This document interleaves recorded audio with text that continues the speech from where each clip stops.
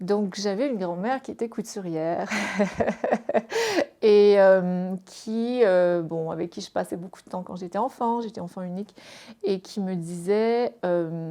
«Tu vois, c'est toujours important de faire un bel ouvrage, première chose, et pour vérifier si c'est un bel ouvrage, il faut regarder l'envers du vêtement. Quand les finitions sont bien faites, quand tu as tous les détails et que tu peux dire que ah oui, c'est presque aussi beau à l'envers qu'à l'endroit, ça veut dire que c'est un ouvrage qui a vraiment été fait avec soin, avec attention, avec minutie. Et il y a quelques années, quand je traduisais donc du yiddish, j'ai fait ce parallèle m'est venu en tête, c'est-à-dire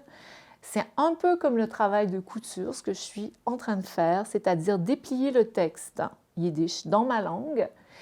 Et pour moi, donc, il y a cette notion de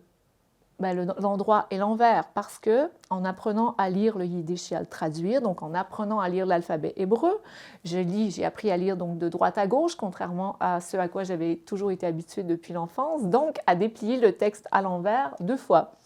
et à m'assurer donc d'accorder une grande attention aux détails, de finition, voilà, à la langue et à toutes les expressions et toutes les subtilités de la langue et les nuances que l'on doit rendre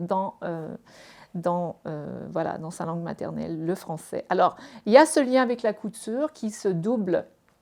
d'un arrière-fond historique, qui est celui, donc, évidemment, de la comparaison que l'on peut faire et que certains ont déjà faite entre le travail du traducteur et celui du tailleur. Le tailleur étant donc un métier associé au métier juif traditionnel d'Europe de l'Est et qui a été, évidemment,